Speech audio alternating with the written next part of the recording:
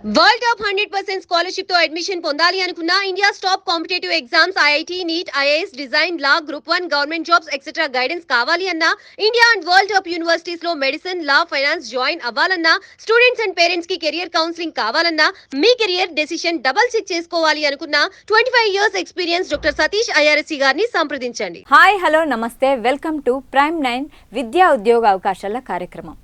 Doctor Satish IRSC గారు ఎన్నో ఏళ్ల నుంచి విద్యార్థులకు ఎడ్యుకేషనల్ పరంగా వాళ్ళకు మంచి మంచి సలహాలు ఇస్తూ వాళ్ళ కెరీర్లో వాళ్ళు మంచిగా రాణించాలని చాలా ఉపయోగపడాలనేసి వాళ్ళు సార్ అయితే మనకి సలహాలు ఇస్తున్నారు.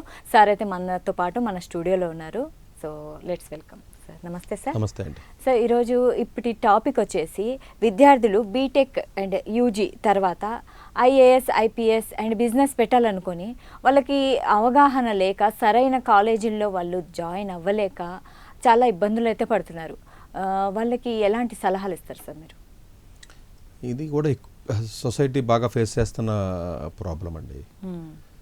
అంటే దీన్ని డిఫరెంట్గా ఇండైరెక్ట్గా వేరే వీడియోలో మనం చెప్తున్నాం. స్పెసిఫిక్గా ఇక్కడ 1 or 2 పాయింట్స్ మనం దీనికి సంబంధించి నేను చెప్తానండి. చాలామంది విద్యార్థులు ఏం చేస్తారంటేనండి, బీటెక్ జాయిన్ అయ్యేటప్పుడు వాడు బీటెక్ చదువుదామని జాయిన్ అవ్వట్లా, వాడి ఇంటెన్షన్ బీటెక్ తర్వాత ఏం చేద్దామని ఆలోచించి జాయిన్ అవుతున్నాడు. ఇది తప్పు. ఇప్పుడు మీరు యూజీ జాయిన్ అవుతున్నారండి బీటెక్, ఉదాహరణకి బీటెక్ జాయిన్ అయినప్పుడు బీటెక్లో ఏ కోర్స్ జాయిన్ అవుతున్నాం, ఆ కోర్సుకి ఉండవలసినటువంటి స్కిల్ ఏంటి, దాంట్లో మనం ఏం నేర్చుకోవాలి, దాని ద్వారా మనం ఎలాంటి ఉపయోగం పొందాలి, ఫ్యూచర్లో ఆ నాలెడ్జ్ని ఏ విధంగా వాడుకోవాలి అన్న పర్స్పెక్టివ్ పోయి నేను బీటెక్ జాయిన్ అవుతాను, వాట్ ఎవర్ ఇట్ ఇస్, మెడికల్లో బీటెక్ యూజీ ఏదో జాయిన్ అవుతాను, తర్వాత అన్నది అక్కడ అండర్లైన్ చేయాలండి. తర్వాత నేను ఇది చేస్తాను అనుకుని ఇది జాయిన్ అయిపోతున్నాడు. అంటే ఎవరికైనా ఒక డ్రీమ్ ఉంటుంది కదా సార్, దీని తర్వాత బీటెక్ చేసిన తర్వాత చాలా మంది ఐఏఎస్ ఐపీఎస్ అయ్యారు కదా, వాళ్ళని దృష్టిలో పెట్టుకొని జాయిన్ అవ్వచ్చు. అదేనండి ఎలా అంటానంటేనండి, అది అయినటువంటి విద్యార్థుల్ని మీరు చాలామంది చూసుంటారు, పేపర్లోనూ న్యూస్లో చూసుంటారు, మీరు మీడియాలో ఉన్నారు కాబట్టి. అవనటువంటి విద్యార్థుల యొక్క శాతం 99% కంటే ఎక్కువ ఉంది కదా. అవును, వాడు కనపట్లేదు నీకు, అది వాళ్ళకి నీకు తెలియట్లే. అంతే కదండి. ఇప్పుడు విన్నరే కనపడతాడండి, లూజర్ కనపడటం. ఇప్పుడు రేసు ఆడారండి, 1000 మంది పోటీ పడ్డారు, ఫస్ట్ వచ్చాడు విన్నర్, స్టేజ్ మీదకి పిలిచి ప్రైజ్ ఇస్తారు వాడికి. కరెక్ట్. ఇప్పుడు అంతే కదా. ఇప్పుడు చెస్ ఆడాడు పిల్లోడు, తీసుకొచ్చారు, చక్కగా ఆడు చిన్న వయసులోనే మనకి వరల్డ్ కప్ కొట్టాడు, మొత్తం మీడియా అంతా కవర్ చేసింది, అంతా బాగుంది. అలాగే ట్రై చేసిన వాళ్ళు చాలామంది ఉంటారు కదా, చాలామంది వేలల్లో ఉంటారు తెలుసా మీకు. వాళ్ళందరూ మామూలుగా ఉన్నారు అంతే, కెరియర్ లేకుండా. కానీ మనకు కనిపించేది విన్నరే, ఆడొక్కడే కనపడుతుంది. అంటే మీరు అనొచ్చు, సరే ఇందులోకి వెళ్ళిన 100% సక్సెస్ రేట్ ఉండదు కదా, మరి ఇందులో కూడా మనకి ఉండాలి కదా అని. నేనేమంటానంటేనండి, మన కంట్రీ భారతదేశం పెద్దది కాబట్టి, కాంపిటీషన్ ఎక్కువ ఉంటుంది కాబట్టి సక్సెస్ రేట్ ఎలాగా 100% ఎక్కడ ఉండదు. నేనేమంటానంటేనండి, మీరు చేసి గేము, మీరు చేసే డిసిషన్ మోర్ బ్యాలెన్సింగ్గా ఉండాలంటాను.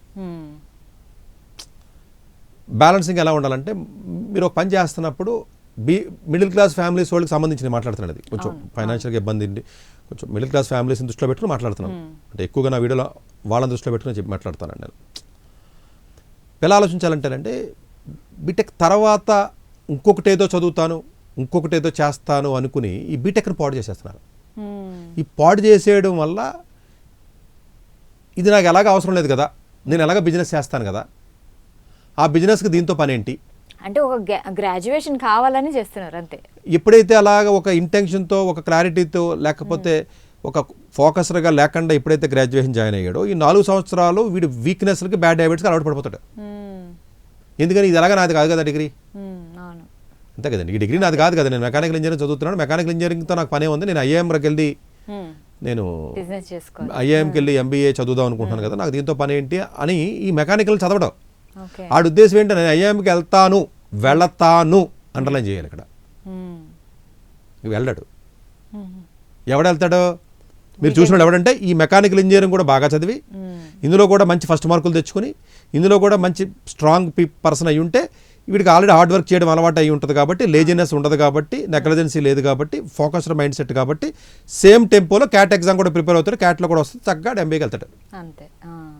నేను ఎలాగా మెకానికల్ ఇంజనీరింగ్ చదవను కదా, నేను వెళ్ళేది ఎలాగ క్యాట్ ఎగ్జామే కదా, ఆ క్యాట్ ఎగ్జామ్ రాసినప్పుడు నాకు దీంతో పనే ఉంది నాకు అని చెప్పేసి 4 ఏళ్ళు లేజీగా ఉండి చదవకుండా ఉండి బ్యాడ్ హ్యాబిట్స్ వీక్నెస్గా అలవాటు పడిపోయి సడన్గా ఫైనల్కి వచ్చిన తర్వాత క్యాట్ ఎగ్జామ్ రాస్తాడో మళ్ళీ కోచింగ్ వెళ్తాడు 1 year 2 years రాదు civil service cat what ever it is. మొత్తం అంటే డబల్ నష్టం ఇది. టైం కూడా వేస్ట్, మొత్తం పనికి రాకుండా పోతాడు. అలా పనికి రాకుండా ఉన్నటువంటి విద్యార్థుల యొక్క సంఖ్య లక్షల్లో ఉంది భారతదేశంలో. ఎవడో చెప్పుకోలేడు, అంతే. గెలిచినోడు చెప్పుకుంటాడండి, ఓడిపోయినాడు చెప్పుకోడు కదా. అంతే సార్, మన భారతదేశంలో అంతే కదా. ఓడిపోయిన వాళ్ళందరూ చెప్పుకోరు కాబట్టి మీకు తెలియట్లేదు అంతే. అంటే ఇప్పుడు యూకే నుంచి యూఎస్ నుంచి చాలా మందిని గెంటేస్తున్నారు కదా, చాలా నెంబర్లు తెలియవు మనకి. వచ్చినాడు మీడియాలో చెప్పడం, సీట్ వచ్చినాడు మాత్రం వెళ్ళి ముందు మాత్రం ప్రెస్ మీట్ పెట్టి చెప్తాడు నేను వెళ్తున్నాను అమెరికా అని చెప్పి వాళ్ళ అమ్మ నాన్న పండగ చేసి పార్టీ చేసి చుట్టాలందరినీ పిలిచి భోజనం పెడతారు. వీళ్ళు వెనక్కి వస్తే పెట్టమనండి, పెట్టరు అంతే కదా, నోరు మూసి కూర్చుంటారు. అయితే సార్ ఐఏఎస్ ఐపీఎస్ చేయాలనుకుంటే వాళ్ళకి ఒక గ్రాడ్యుయేషన్ కంపల్సరీగా సార్. ఆ గ్రాడ్యుయేషన్ నేనేమంటానంటే మీరు ఏ గ్రాడ్యుయేషన్ జాయిన్ అవ్వండి తప్పలేదు, కానీ ఆ గ్రాడ్యుయేషన్కి న్యాయం చేయండి ఫస్ట్ అంటున్నా. ఇప్పుడు డాక్టర్ జాయిన్ అయ్యారండి మీరు ఎంబీబీఎస్, మీరు ఏదో ఒక ఎగ్జామ్కి వెళ్దాం అనుకున్నారు, రాద్దాం అనుకున్నారు, తప్పలేదు. మీరు ఎంబీబీఎస్ని పర్ఫెక్ట్గా చదువు. నువ్వు ఎంబీబీఎస్ని వదిలేసి గాల్లో మేడలు కట్టి చదవడం ఏంటి తప్పు. ఎంబీబీఎస్ చదవాలి కదా, నువ్వు డాక్టర్ జాయిన్ అయ్యావు, నీకు ఇష్టమే జాయిన్ అయ్యావు. లేదు నేను తర్వాత క్యాట్ ఎగ్జామ్ రాస్తాను, లేకపోతే లేదు నేను తర్వాత నేను మా నాన్న హాస్పిటల్ కడతాడంట, హాస్పిటల్ కడితే నేను హాస్పిటల్ రన్ చేస్తాను, నాకు డబ్బులు ఉన్న నాకు నేను డాక్టర్ కింద పనిచేయడం ఏంటి, నాకే బోల్ డబ్బులు ఉంది నాకు అని పొగరతో నువ్వు ఎంబీబీఎస్ చదవడం మానేసి నేను మంచి అడ్మినిస్ట్రేటర్ అవుతాను అంటున్నారు. నువ్వు మంచి స్టూడెంట్ కానోడు మంచి అడ్మినిస్ట్రేటర్ ఎట్లా అవుతాడు? ఖచ్చితంగా కాలేడు. మంచి స్టూడెంట్ కానోడు మంచి బిజినెస్ మ్యాన్ కూడా కాలేడు కదా. అలా అంటే లేదు మా నాన్న చదువుకున్నప్పుడు చిన్నప్పుడు సరిగ్గా చదువుకోలేదు, అయినా మంచి బిజినెస్ అయ్యాడు కదా అని మళ్ళీ వాదిస్తారు. ఎలా అంటే అసలు ఏది మాట్లాడినా వాళ్ళ దగ్గర ఆన్సర్ ఉంటుంది, ఇది కర్మ.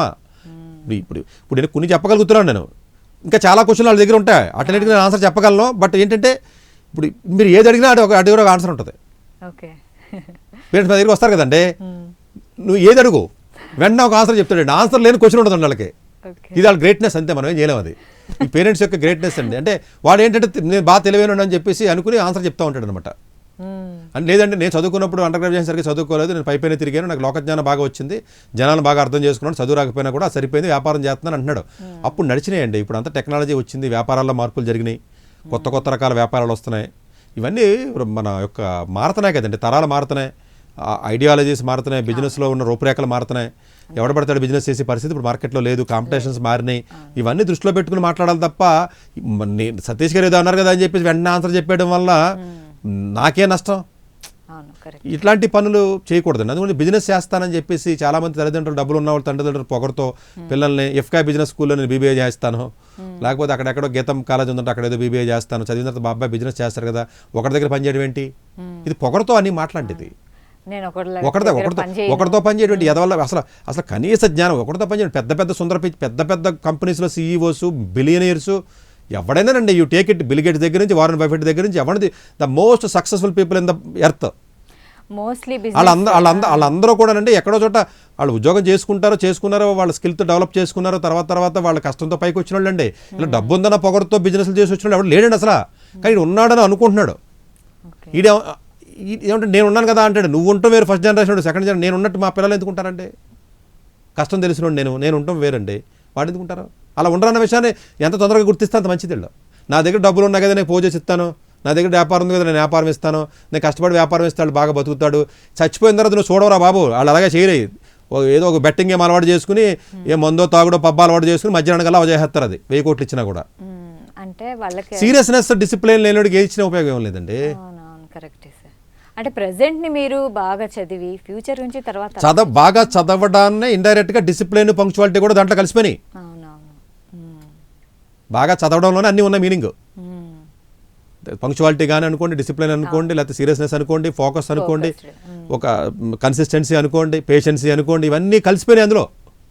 అప్పుడు ఆటోమేటిక్గా నెక్స్ట్ వేరే దానికి వెళ్ళినా, బిజినెస్కి వెళ్ళినా, లేకపోతే ఇంకో ఎగ్జామ్కి వెళ్ళినా చక్కగా అదే కంటిన్యూ చేసుకుంటే సరిపోద్ది. తర్వాత అని ఎవడైతే అండర్లైన్ చేశాడో వాళ్ళ సక్సెస్ అవ్వడం అనేది నేను చూడలేదు. రేర్ కేసెస్ అండి. అవుతారని మీ అజంప్షన్, అది మీకు అర్థం కావట్లేదు. వీళ్ళందరూ ఏంటంటే దీస్ ఆర్ అజంప్షన్స్ అంటారు వీటిని. అవుతారు అనేది మీ అజంప్షన్. అయినోడు ఎవడైతే ఆడు కూడా ఇలాగే ఉన్నాడని మీరు అనుకుంటున్నారు, అది కూడా అజంప్షనే. అవుతాను అంటే అవ్వచ్చు, అవ్వకపోవచ్చు. నేను ఉన్నానండి, నేను వచ్చానండి, నేనేమి అండర్ గ్రాడ్యుయేషన్ సరిగ్గా ఇష్టపడి చదవలేదా, సీరియస్ చదివాను కదా. నేను సివిల్ సర్వీస్ రాస్తాను కదా అని చెప్పేసి నేను చదవడం మానేలేదు కదా, నా సివిల్ ఇంజనీరింగ్లో లేకపోతే ఇంకోటి చదవడం మానేలేదు కదా, లేదా ఇంకోటి ఏదో ఎగ్జామ్ రాస్తాను కదా అని మానేలేదు కదా. అంటే జనరల్గా ఏంటంటేనంటే ఆ ఎజంప్షన్స్ మీద సర్వే అవి విధానం ఏదైతే దానివల్ల తర్వాత అన్న పదాన్ని యాడ్ చేయడం వల్ల వీళ్ళు చేసే తప్పు ఏంటంటే నేను తర్వాత స్టాన్ఫర్డ్కి వెళ్తాను, ఐవీ లీగ్కి వెళ్తాను, ప్రస్తుతానికి అయితే మల్లారెడ్డిలో జాయిన్ అవుతాను. ఇవన్నీ ఏంటంటే తర్వాత అన్న పదాన్ని దయచేసి 1-1 సార్లు చెప్తున్నాడమ్మా, తీసేయండి అసలు. తర్వాత తీసేయండి. మీరు చక్కగా యూజీ జాయిన్ అవుతున్నారు కదా, చదవండి, చేయండి. మీరు తర్వాత బిజినెస్ చేస్తారా, లేకపోతే సివిల్ సర్వీస్ రాస్తారా, లేకపోతే ఐఐఎంకి వెళ్తారా, లేకపోతే మీరు ఏదో యూఎస్ వెళ్తారా, ఇంకోటి వెళ్తారా కాదండి. తర్వాత అన్న పదం ఎప్పుడైతే మైండ్లోకి వచ్చిందో దెబ్బ తగిలేస్తుందండి. ఇప్పుడు ఎలా ఉంటారంటేనండి, ఫస్ట్ ఒకటి అచీవ్ అవ్వాలి, ఏదో ఒకటి అంటే పర్ఫెక్ట్గా ఏదో ఒకటి రావాలి. ఇప్పుడు బీటెక్ జాయిన్ అయ్యండి, ఏదో కోర్స్ జాయిన్ అయ్యండి, ఫస్ట్ ఇయర్లో మంచి మార్కులు తెచ్చుకోవాలి, జీపీఏ 9, 9.5 వాటర్. మళ్ళీ సెకండ్ ఇయర్లో తెచ్చుకోవాలి, కాన్ఫిడెన్స్ బిల్డ్ అవుతూ ఉంటుంది. ఇంకా టైం ఉంది అడిషనల్గా, ప్రిపేర్ నీకు ఇష్టం వచ్చింది ప్రిపేర్ ఎవడొద్దన్నాడు. ఇది వదిలేయడానికి, తప్పించుకోవడానికి, నీ లేజినెస్కి జస్టిఫై చేసుకోవడానికి, మంచి కాలేజీ సీట్ రాలేదని జస్టిఫై చేసుకోవడానికి, ఏదో చెత్త కాలేజీలో సీట్ వచ్చిందని బాధపడకుండా ఉండడానికి జస్టిఫై చేసుకునే విధానంలో తర్వాత అన్న పదాన్ని వాడేస్తున్నారు మీరు. నీకు మంచి కాలేజీ సీట్ రాలేదనుకో, నేను ఎంకామ్కి మంచి కాలేజీకి వెళ్తానంటే ఇప్పుడు ప్రశాంతంగా ఉంటావు కదా 3 ఏళ్ళును, మనకు మనం స్వాంతనాన్ని ఇచ్చుకోవడం అనమాట. అందువల్ల ఏంటంటే రాంగ్ కాలేజీస్కి వెళ్ళటమో తప్పే, రాంగ్ కోర్సెస్కి వెళ్ళటమో తప్పే. ఇప్పుడు 2 జరుగుతున్నాయి ఇక్కడ తప్పులు. రాంగ్ కోర్సు తప్పు జరుగుద్ది, రాంగ్ కాలేజీ కూడా జరుగుద్ది. ఎలా జరుగుద్ది అనుకుంటారు కాలేజీ? మనోడు వచ్చాడు మన దగ్గరికి, వీళ్ళందరూ ఏంటంటే నా దగ్గర చదువుతారు కదండి, ఈ 25 ఏళ్ళ నుంచి మాట్లాడి నాకు నాకు ఇంత నాలెడ్జ్ వచ్చింది వీళ్ళ వల్లే. వీళ్ళు అడిగే క్వశ్చన్లకి నాకు మైండ్ పోతుంది అనమాట. వచ్చామని చెప్పాడు తెలుసు ఒకడు, సార్ మామూలుగా అయితే పెద్ద పెద్ద కాలేజీలోకి వెళ్తే రోజుకి 14 గంటలు 12 గంటలు చదవాలని మీరే చెప్తున్నారు కదా, ఇంతసేపు చదవాలంటే మరి టైం సరిపోదు కదా, నేను వేరే ఎగ్జామ్ ఏదో గవర్నమెంట్ ఉద్యోగం ఏదో ప్రిపేర్ అవుదాం అనుకుంటున్నాను, గవర్నమెంట్ ఉద్యోగం ప్రిపేర్ అవ్వాలంటే ఎక్కువ అది కూడా కష్టమని మీరే చెప్తున్నారు కదా, మరి అది చదవాలంటే ఇది చాలా కష్టం కాబట్టి నేను లోకల్గా ఉన్నటువంటి కాలేజీలో మా ఊళ్ళోనే బీఎస్సీనో లేదా ఎంసెట్ కాలేజీలో ఇంజనీరింగ్ జాయిన్ చేసేస్తాను, అక్కడ పెద్ద కష్టంగా ఉండదు కాబట్టి రోజు 14 గంటలు ఖాళీగా ఉంటాడు కాబట్టి ఈ 14 గంటలు చదివేసి కొట్టేస్తాడు. ఎంత అమాయకత్వం చూడండి. అంటే మంచి కాలేజీ వచ్చినా పంపడంట, డబ్బులున్నా మంచి కాలేజీకి పంపడంట, చిన్న కాలేజీకి అయితే టైం ఎక్కువ మిగులుతుంది కదా అంటే తప్ప చిన్న కాలేజీలో మిగతా వాళ్ళందరూ పోరంబోగులు ఉంటారు, దేనికి పనికిరాలు ఉంటారో, ఇటు చదవకుండా లేజీగా అయిపోతాడు, బ్యాడ్ హ్యాబిట్స్ నేర్చుకుంటాడు, పోరంబోగుల్లో మోటార్ సైకిల్ వేసి తిరుగుతాడు, అసలు ఈ యాంగిల్ లేదు అడిగి. అంటే ఆ 14 గంటలు చదవాలనేసి ఈ కాలేజీలో జాయిన్ చేస్తున్నాడు. అసలు ఎంత ఘోరం చూడండి ఇది. అసలు మనం చెప్తుంటే వింటలేదు ఆ పేరెంట్, బ్రెయిన్ వాష్ చేయడానికి నాకు 1.5 గంట పట్టింది. అంటే ఫ్యూచర్ మీద ఫోకస్ ఉంది కానీ ఇప్పుడు ప్రెసెంట్ని వదిలే. అంటే వాడు ఏమంటాడంటే ఆ పేరెంట్ ఏమంటాడంటే, లేదు సార్ ఇప్పుడు మనకు 10 గంటలు 12 గంటలు దొరుకుతుంది కదా చిన్న కాలేజ్ అయితేనే, అప్పుడు మనం చేయగలమండి ఇదంతానో. ఈ చిన్న కాలేజీలో జాయిన్ అయిపోతేనే నేను ఏదైనా ఐఐటి మద్రాసులో ఆన్లైన్ కోర్సు ఉంది, కంప్యూటర్ సైన్స్ అంటే జాయిన్ అయిపోతాను, నేను చదివేస్తాను, నేను 2 టఫ్ కాలేజీలు ఉంటే చదవడం కష్టం అని మీరే చెప్పారు కదా, ఇలా చేస్తానని చెప్పి ఒక డిఫరెంట్ ఇంటెన్షన్తో జాయిన్ అవుతున్నారు. నీకు రాకపోతే నీకు అదే వస్తే జాయిన్ అవ్వు, అందులో ఎక్సెల్ అవ్వు, తప్పలేదు. నీకు సీట్ రాలేదండి, పాపం ఏదో కాలేజీ వచ్చింది, ఆ కాలేజీలో నువ్వు ఎక్సెల్ అవ్వు, కష్టపడి ముందుకెళ్ళు, లేకపోతే ఐఐటి మద్రాసు చదువుతాం కూడా చదువుతా, అది కాదు, ఇంటెన్షనల్గా వెళ్తున్నారు, అది తప్పు. సీట్ రావడం వేరు, ఇంటెన్షనల్గా వెళ్ళటం వేరు, 2 వేరు కదా. ఇంటెన్షనల్గా నువ్వు వెళ్ళకూడదు, నువ్వు దూకూడదు. నువ్వు అలాగే ఎప్పుడైతే దూకేవో నీకు నష్టం జరుగుద్ది, అంతే కదా. నీకు నువ్వే అనుకుని గోయి తీసుకున్నట్టది. మిగతా వాళ్ళు అక్కడ కాలేజీ అట్మాస్ఫియర్ సరిగ్గా ఉండదు, ఫ్యాకల్టీలు సరిగ్గా ఉండరు, అంత మోటివేషన్ ఉండదు, సీరియస్గా ఉన్న స్టూడెంట్స్ ఉండరు, పీర్ గ్రూప్ సరిగ్గా ఉండదు, బ్యాడ్ హ్యాబిట్స్ ఎక్కువగా ఉంటాయి, డ్రగ్స్ లేకపోతే ఇంకోటి XYZలు ఎక్కువ ఉంటాయి. తద్వారా నేను ఇంకా వీక్ అయిపోయి, ఇంకా డివేట్ అయిపోయి, ఇంకా నేను పతనం అయిపోతాను అన్న ఆలోచన రావట్లా. వీడు సీరియస్, వీడు సిన్సియరు, నా మాట జవదాటడో చదివేస్తాడు పేరెంట్స్ అనుకుంటారు. ఇలా ఈవెన్ లాంగ్ టర్మ్ కోచింగ్లో కూడా అంతే, వీళ్ళందరూ ఇంట్లో కూర్చుంటే చదివేస్తాడు రోజు 14 గంటలు అనుకుంటారండి. ఇది ఈ అసెస్మెంట్ ప్రాపర్గా చేయాలండి. మీ ఇష్టం వచ్చినట్టుగా ఓవర్ కాన్ఫిడెన్స్తో చేస్తున్నారండి, తప్పండి. ఇప్పుడు కాన్ఫిడెన్స్ ఉండడం వేరండి. వీడు మంచోడు, ఈ పిల్ల తెలివైంది, ఇట్లా ప్లాన్ చేస్తే 3-4 ఏళ్ళు చదివేస్తారో అని అనుకుంటున్నారు మీరు యాక్చువల్గాను. అటు 18 సంవత్సరాల లోపు కాబట్టి మీరు చెప్పినట్టు విన్నాడు. ఇప్పుడు 18 ఏముందండి, 14-15కి ఎంత మానేశారు అనుకోండి పిల్లలు, పోనీ మహా అయితే పోనీ 10 మైనర్ కాబట్టి 17-18 దాకా. తర్వాత కూడా మీ మాట వింటాడనేది మీ అజంప్షన్ అండి. ఇక్కడ తండ్రి అజంప్షన్ ఏంటంటే 10th నా మాట ఎందు పిల్ల, 11th నా మాట ఎందు పిల్ల, 12th కూడా నా మాట ఎందు కదా, గ్రాడ్యుయేషన్లో కూడా 1st, 2nd, 3rd, 4th నా మాట వింటది అని ఎజ్యూమ్ చేసుకుంటూ చూసారా, అక్కడే పతనం స్టార్ట్ అయింది. వాళ్ళు వినరు, ఎవడింట్లో నిండరు, నా ఇల్లు లేదు, మీ ఇల్లు లేదు, ఎవడింట్లో నిండరు. ఇది రియాలిటీ. వాడు బ్రెయిన్ థింక్ చేయడం మొదలెడదు ఇండిపెండెంట్గా. అప్పుడు దాకా థింక్ చేయదు. అప్పుడు దాకా మనం థింక్ చేస్తే మనం చెప్పినట్టు వింటాడు. ఎప్పుడైతే అటు థింక్ చేసాడో నువ్వు ఏదైతే గాలిలో మేళ్ళ గట్టి తర్వాత తర్వాత తర్వాత అని చెప్పి ఏదైతే ప్లాన్ చేస్తున్నావో ఇదేది జరగదు. ఓకే, మరి ఏంటి సార్ సొల్యూషన్? నేను అందులో అంటానంటే ఇలాగ మీరు ఇంటెన్షనల్గా తర్వాత అన్న ఉద్దేశంతో ఏది జాయిన్ చేయద్దు అసలు. మీకు వచ్చిన కాలేజీలో మంచి కాలేజ్ చూసుకుని మంచి కెరీర్ దేంట్లో ఉంటుందో చూసి దాంట్లోకి వెళ్ళండి. నేను బిజినెస్ చేస్తానని బీబీఏ ఎఫ్కే బిజినెస్ స్కూల్కి వెళ్తామేంటి? నీకు మంచి కోర్సు వచ్చేలావు, మంచి కోర్సు వస్తాను అనుకోండి ఎక్కడ దాను అందులోకి వెళ్ళు. ఇక్కడ రాకపోతే ఏదో విదేశం వేరే కంట్రీ వెళ్ళు. లేదు లేదు మా అబ్బాయిని వదలను, మా అమ్మాయిని వదలను, నేను హైదరాబాద్ నుంచి వదలను, నేను దగ్గర ఉండి చూసుకోవాలి, వీటి సరిగ్గా చదవలేకపోతే 12 దాకా ఉండి నువ్వేం పీకో చదివి ఇక్కడ హైదరాబాద్లో ఉండి ఇంట్లో ఉంచుకుని 12th దాకా ఇంట్లోనే ఉంటారు కదండి పిల్లలు ఇక్కడ హైదరాబాద్లోను విజయవాడలోను. అప్పుడు దాకా ఉంచి ఏం చేసాం మనం? ఏం చేయలేదు కదా. చేసుంటే ఆడు కాలేజీ సీటే వచ్చి ఉండేది కదండి. అప్పుడు దాకా ఉండే మనం పీకింది ఏం లేదు, మనం చేసింది ఏం లేదు. ఫెయిల్యూర్ పేరెంట్సే, అప్పటికే ఫెయిల్యూర్ పేరెంట్స్ మనందరం. మళ్ళీ కొత్తగా నేను డిగ్రీ కూడా ఉంచుకుని నేను బాగు చేసేది ఏంటి?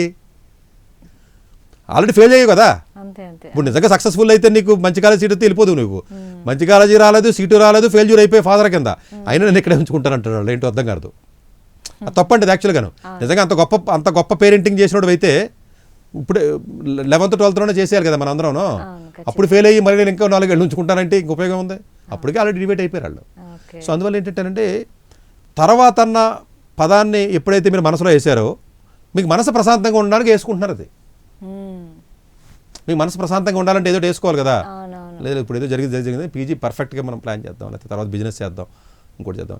అలాగే రాంగ్ కోర్సెస్ కూడా వెళ్ళకూడదండి. బిజినెస్ చేద్దామని ఒక కోర్స్కి వెళ్తాను, లేకపోతే మా మొన్న ఒక అతను వచ్చాడు, నా కెమికల్ ఫ్యాక్టరీ ఉందండి, కెమికల్ ఫ్యాక్టరీ ఉంది కాబట్టి ఆ ఫ్యాక్టరీని రన్ చేయాలి కాబట్టి ఈ కోర్స్ అయితే బాగుంటుంది. ఇట్లా లింక్ చేయకూడదండి. అట్లా లింక్ చేయకూడదండి. నేను రిస్క్ అండి. మనమే ఉండవు, పేరెంట్స్ ఉంటారని గ్యారంటీ ఉందండి. ఎంతకాలం ఉంటాడు, ఎవడపోతాడో తెలియదు. పేరెంట్స్ బిజినెసెస్కి, పేరెంట్స్ ఐడియాలజీకి, పేరెంట్ ఏదైనా గవర్నమెంట్ ఉద్యోగం కాబట్టి గవర్నమెంట్ ఉద్యోగానికి వెళ్దామనో, లేకపోతే నాకు ఎస్సీ ఎస్టీ రిజర్వేషన్ ఉంది కాబట్టి గవర్నమెంట్ ఉద్యోగాలు అయితే ఈజీగా వస్తాయనో, ఇలాంటి ఆలోచన విధానంతో ఇంటెన్షనల్గా తర్వాత అన్న పదాన్ని వాడి రాంగ్ కాలేజీలో రాంగ్ కోర్సుల్లో జాయిన్ చేస్తున్నటువంటి విద్యార్థుల యొక్క సంఖ్య పెరిగిపోయింది. అయితే సార్ మళ్ళీ ఫ్యూచర్లో ఒక ఎయిమ్ పెట్టుకొని మనము పెంచుతారు కదా పిల్లల్ని. సో పెద్దగా అయ్యాక నువ్వు ఐపీఎస్ అవ్వాలి, ఐఏఎస్ అవ్వాలి. ఆ ఎయిమ్ పెట్టుకున్నప్పుడు ఎలా అంటేనంటే మీరు ఏదైతే అండర్ గ్రాడ్యుయేషన్ చదువుతారో, సరే లా చదువుతారా, మెడిసిన్ చదువుతారా, పక్కన పెట్టండి ఏదో ఒకటి, వెటనరీ డాక్టర్ చదువుతారా, లేకపోతే ఇంకోటి చదువుతారా, చదివి ఆ చదివినప్పుడు ఫస్ట్ ఇయర్ సెకండ్ ఇయర్లో మీ పెర్ఫార్మెన్స్ ఫస్ట్ బాగా వచ్చిన తర్వాత జనరల్గా థర్డ్ ఇయర్లో తర్వాత ఫైనల్ ఇయర్లో ఆలోచించుకుంటారు వాళ్ళందరూ. అలాంటి ఏమంటే ముందు నుంచి చదివేస్తే వచ్చేస్తా కదంటాడు. అలా రావండి. ముందు నుంచి చదివేస్తే 5 ఏళ్ళు 6 ఏళ్ళు చదివేస్తే రావు. అలా రావండి. ముందు నుంచి 5 ఏళ్ళు 6 ఏళ్ళు చదువుతాం కాదండి. మీ డిగ్రీ బలంగా చదువుతుంటే దాని అర్థం ఏంటంటే కాన్ఫిడెన్స్ పెరుగుతూ ఉంటుంది. మీరు ఏ సాధించారని ఏమి సాధించకండి, ఏది రానోడు సివిల్ సర్వీస్ గవర్నమెంట్ ఉద్యోగానికి బిజినెస్ చేస్తారు. ఈ పదాలు ఎవరు వాడతారు తెలుసా? చేతకానోడు దేనికి పనికిరాని స్క్రాప్ పీపుల్ వాడతారు. అది వచ్చినోడు ఏం చేస్తాడు? నోరు మూసుకుని చెప్పండి, మీరే చెప్పండి. కాలేజీకి జాయిన్ అయిపోతారు కదా మంచి సీట్ వస్తే. రానోడు మాట్లాడేయండి. మంచి సీట్ వచ్చినోడు మీ చుట్టాల్లో కానీ మీ ఓళ్ళల్లో కానీ మీరు పుట్టిన తర్వాత ఇప్పుడు దాకా మీకు ఊహ తెలిసినప్పుడు చూడండి, ఎగ్జామ్ రాసి మంచి సీట్ వస్తే నోరు మూసుకుని మాట్లాడకండి జాయిన్ అయిపోతారు కదా. ఈ వాగుడు ఎంత వాగిది ఎవరు అనుకుంటున్నారో? సీట్లు రాని పేరెంట్స్, సీట్లు రాని పిల్లలే. ఎందుకని వాళ్ళకి మనశ్శాంతిగా ఉండడం గురించి తర్వాత అన్న పదాన్ని వాడి దూకెత్తున్నారు వాళ్ళు. మరి మాకు రాలేదు కదా, మేము కూడా బతకాలి కదా, తర్వాత అన్న అనుకోవాలి కదా అని అంటున్నారు వాళ్ళు. ఆ తర్వాత అనుకున్నప్పుడు ఎమోషనల్గా అనుకోకుండా ఉన్న వాటిలోనే ఏదో ఒక ఆప్షన్, బెస్ట్ ఆప్షన్ చూసుకుని ఆ ఆప్షన్లో ఉన్నటువంటి అండర్ గ్రాడ్యుయేషన్లో బాగా పెర్ఫామ్ చేయమని చెప్తున్నా. అంతే, బెస్ట్గా పెర్ఫామ్ చేయండి. ఇప్పుడు మీరు మల్లారెడ్డిలోనే సీట్ వచ్చిందండి ఇంజనీరింగ్. సో నేను వద్దని చెప్తున్నాను. సరే మీకు అదే వచ్చింది పాపం, ఏం చేస్తారు? అందులో బెస్ట్ పెర్ఫామ్ చేసే ఫస్ట్. అది మళ్ళీ అక్కడ పెర్ఫామ్ చేయడానికి తప్పించుకోవడానికి వేరే మార్గం లేక మళ్ళీ ఫోన్ చేసి నాన్న నాకు ఈ కంప్యూటర్ సైన్స్ నాకు పెద్ద ఇష్టం లేదు, ప్రోగ్రామింగ్ కోడింగ్ రావట్లేదు, నేను బ్యాంక్ ఉద్యోగానికి ప్రిపేర్ అవుతాను, నేను కోచింగ్ జాయిన్ అవుతాను అనుకుంటున్నాను, 20,000 కొట్టాడు. కంప్లీట్లీ డిఫరెంట్ అది. ఎందుకని ఇది నొప్పి ఉంది కదా. మళ్ళీ అక్కడికి వెళ్తే ఏమంటాడు తెలుసా? అయ్యో ఇది చాలా కష్టంగా ఉంది, ఇది ఇబ్బందిగా ఉంది అని చెప్పేసి ఇట్లా అటు ఇటు తిరగడం జరిపోతుంది. ఆ తర్వాత ఈ తర్వాత దానికి ఫుల్ స్టాప్ ఉండదు. ఇంకా మొత్తం పోద్ది. ఎప్పుడైతే తర్వాత అనుకుని ఎప్పుడైతే దిగాడో ఏ స్టూడెంట్ అయినా పేరెంట్ అయినా ఆ రోజున నాశనం అయిపోయింది. తర్వాత కాకపోతే నాకు అర్థం అవడానికి 4 years పట్టచ్చు అంతే. తర్వాత అని దిగినోడు ఎవడైనా సరే సక్సెస్ అవ్వడం అనేది రేర్, చాలా రేర్ అండి. చాలా అంటే చాలా అంటే మనొచ్చు సరే యాంబిషన్ లేకుండా అలాగే మనిషికి డ్రీమ్ ఉండాలి కదా. లాంగ్ టర్మ్లో అందరికీ ఉంటాయండి, మాకు ఉన్నాయి, అందరికీ ఉంటాయి, చదువుకున్న అందరికీ. బట్ అలా ప్లాన్ ఉండడం వేరు, ప్రస్తుతాన్ని నెగ్లెక్ట్ చేసి ప్లాన్ మీద ఫోకస్ పెట్టరు. ప్లాన్ ఉండడం వేరండి. ఇప్పుడు మీరు 100 కోట్ల వ్యాపారం చేద్దాం అనుకున్న వ్యాపారంలో దిగి రోజు 100 కోట్ల గురించి ఆలోచించకూడదు. ఈ రోజు వ్యాపారం చేసి 10,000 రూపాయలు ఎలా సంపాదించాలో అది ఆలోచించారు కదా. లాంగ్ టర్మ్ ప్లాన్ ఉంటే ఉండొచ్చు. సార్ 1 కోటి రూపాయలు నేను టర్న్ ఓవర్ చేద్దాం అనుకుంటున్నానంటే చేయి, ఇబ్బంది లేదు. ఇవాళ చేసి 10,000 సంపాదించవా ముందు? అదే ఫ్యూచర్ది ఎవరు చూసారు? ఫ్యూచర్ కూడా త్వరత అసలు ఈ 10 కలిపితే అవుతాయి 1 కోటి రూపాయలు. సో అందువల్ల ఏంటంటే తర్వాత ఏదో చేద్దాం, పర్టికులర్గా బిజినెస్లు చేద్దాం చాలామంది తప్పు చేస్తున్నారు. నాకు బిజినెస్ ఉంది, నాకు డబ్బు ఉందన్న పొగడతో పేరెంట్స్ చేసే తప్పు ఏంటంటే సరిగా చదవట్లేదు అనుకోండి, లేజీగా ఉన్నాడు అనుకుంటాడు, మొబైల్ కాట్లకి అడిక్ట్ అయిపోయాడు అనుకోండి, ఈ పేరెంట్స్ ఏదో రకంగా జస్టిఫై చేసుకోలేదు. నేను మంచి పేరెంట్ని, ఇప్పుడు ఎవడో నాలుగు అడిగితే నువ్వు పేరెంట్కి సరిగా చేయలేదని తిడతాను కదా, నువ్వేం పేరెంట్ రా బాబా అని తిడతాను కదా. పేరెంటింగ్ నేను బాగా చేశాను, నేను మంచోడిని చెప్పుకోవడం గురించి ఆ మైండ్ సెట్లోంచి నేను బిజినెస్కి పంపిస్తానండి, వాడి గురించి బిజినెస్కి పంపిస్తాను అంటున్నారు వాళ్ళు. ఎవరి కింద పనిచేసే ఒకరి దగ్గర పని చేయడం అవసరం ఏంటి నా కొడుకు, ఆడికి రాలా సీట్, ఆడికి అది చెప్పడం, దాన్ని కవర్ చేయడం గురించి ఇలా చెప్తూ ఉంటాడు. ఇలా చేసి ఏం చేస్తాడు, ఆ యుగోతో ఈ గీతమ్మో ఎఫ్ఐ బిజినెస్ స్కూల్కి వెళ్ళి అక్కడ వేస్తాడు పట్టుకెళ్ళి, మొత్తం జాస్యం అయిపోతుంది జీవితం. అక్కడికి వెళ్ళిన తర్వాత మోటార్ సైకిల్ వేసుకుని తిరుగుతాడు, ఆడిని వేసుకున్నాడు, ఇంకా దిగజారిపోతూ ఉంటుంది ప్రొఫైల్. అట్లాగే గవర్నమెంట్ ఉద్యోగాలు గానో లేకపోతే క్యాట్ ఎగ్జామ్ రాస్తాను నేను ఇప్పుడు ఇది ఎందుకు చదవాలి, నాకు బిఏ చదువుతాను కదా, బేకాన్ చదువుతాను కదా, లేదా ఇంజనీరింగ్ చదువుతాను కదా, ఇట్లా అంటారండి. తర్వాత క్యాట్ ఎగ్జామ్ రాస్తాను, తర్వాత ఎంఎస్కి వెళ్తానని చెప్పేసి ఏదో కాలేజ్లో జాయిన్ అయిపోయి 4 ఇయర్స్లో చేయడానికి ఏమి ఉండదు. అసలు ఈ 4 ఇయర్స్లో ఎక్కడో మల్లారెడ్డిలోనో సిబిఐటీలోనో వాసవిలోనో జాయిన్ అయ్యి నేను ఐవీ లీగ్కి వెళ్తానంటే అసలు బుర్ర తక్కువ ఎదవాళ్ళ 20 ఏళ్ళ నుంచి ఒకటి కూడా వెళ్ళలేదు. ఇది చెప్తుంటే ఎన్నరేళ్ళవు అసలు ఎన్నరో వెళ్తారంటారు అంతే. మళ్ళీ దానికి ఏమంటారు, మా ఊళ్ళో వెళ్ళారు కదా, మీ ఊళ్ళో వెళ్ళిన కాలేజీ పేర్లు తెలియదు, అలా వెళ్ళారు కాబట్టి ఇప్పుడు అమెరికా నుంచి వెనక గెంటుతున్నారు, వేసాలు లేవు, H1 లేవు, ఓపీటీలు లేవు, మీకు జాబులు లేవని బయటకు గెంటేస్తున్నారు. తర్వాత అన్న కాన్సెప్ట్ అన్నది ఏదైతే ఉంటుందో దయచేసి నేను 25 ఎక్స్పీరియన్స్ తర్వాత అన్న దాన్ని వదిలేయండి. బెస్ట్ ఇప్పుడు మనం ఏం చేయగలం బెస్ట్ చూసి ఇప్పుడు ప్రెజెంట్ ఉన్న దాన్ని మనం పర్ఫెక్ట్ ఎంత ఎఫెక్టివ్గా అది 3rd ఇయర్ ఫైనల్కి వచ్చిన తర్వాత ఆలోచించుకోవచ్చు, తప్పలేదు. అంటే మరీ చివరి దాకా నేను అన్నాను, ఫస్ట్ సెకండ్ ఇయర్లో బాగా పెర్ఫామ్ చేయండి అంటారు కదా, 3rd ఇయర్లో బెస్ట్ పెర్ఫామ్ చేసిన తర్వాత దాన్ని యూ కెన్ ప్లాన్ ప్యారలల్లీ, ప్యారలల్గా ప్లాన్ చేయొచ్చు. ఇప్పుడు బీటెక్ చదువుతాడండి, మంచి జీపీ తెచ్చుకుంటాడు, 9.5 రీసెర్చ్ కూడా చేస్తున్నారు కదా ప్యారల్గా, క్యాంపస్ ప్లేస్మెంట్ ప్రిపేర్ అవుతున్నారు కదా ప్యారల్గా, లేదా హైయర్ స్టడీస్కి వెళ్ళాలంటే అప్లికేషన్ ప్రాసెస్ చేసుకుంటారు కదా. మరి ఇవన్నీ ప్యారల్గా ప్రాసెస్ చదువుకున్నాడు చేయగలుగుతున్నాడు కదా, మరి నువ్వు ఎందుకు చేయలేవు? అంతే పర్ఫామ్ బాగా చేస్తే మైండ్ ఆటోమేటిక్గా రెండు జరుగుతాయండి. లేనోడికి ఇది కూడా జరగదు, వీడేమనుకుంటాడంటే ఇది లేకుండా ఇది చేద్దాం అనుకుంటున్నాడు, అవదు, ఖచ్చితంగా అలా అవదండి. దీంతో పాటే అవుతాయి అన్న విషయాన్ని మీరు గుర్తు చేస్తాను అంతే. ఈ వీడియో చూసి అయితే పేరెంట్స్ ఇంకా ఈ డౌట్స్ అయితే ఇంకెప్పుడు అడగరు, మంచి అవగాహన అయితే వాళ్ళకి వచ్చి ఉంటుంది సార్ ఖచ్చితంగా.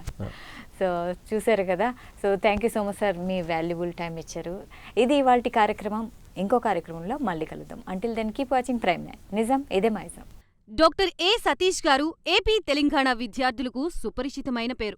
సతీష్ గారు 2001 యూపీఎస్సీ పరీక్షల్లో ఉత్తీర్ణులై ఇండియన్ రైల్వే విభాగంలో ఉద్యోగం సాధించారు. సతీష్ గారు చదివిన చదువులు engineering, MTech, MBA, executive MBA, MSc, MBA HR, MA psychology లాంటి పోస్ట్ గ్రాడ్యుయేషన్ డిగ్రీలతో పాటు డాక్టరేట్ కూడా చదవడం జరిగింది.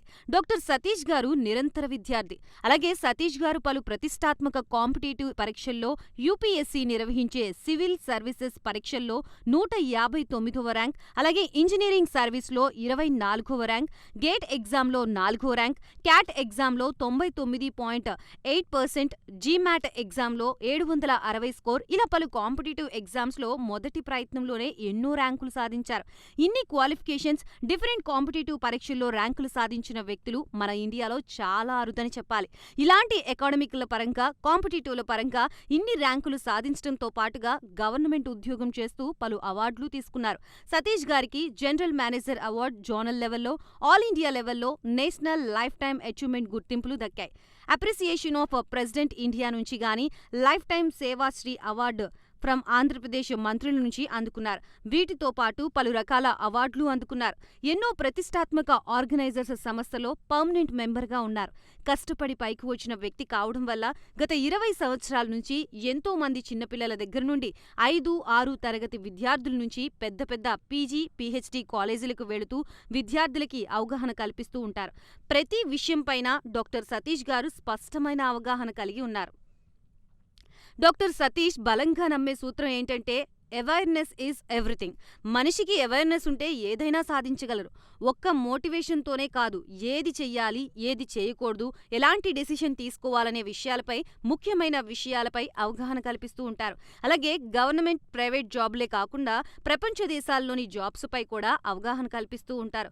ఉద్యోగాలతో పాటు పెద్ద చదువులైన ఐఐటి వంటి వాటిపై సెషన్స్ నిర్వహిస్తూ ఉంటారు. ఇప్పటి వరకు 3 లక్షల సెమినార్లు ఒక్క రూపాయి తీసుకోకుండా ఉచితంగా నిర్వహించారు.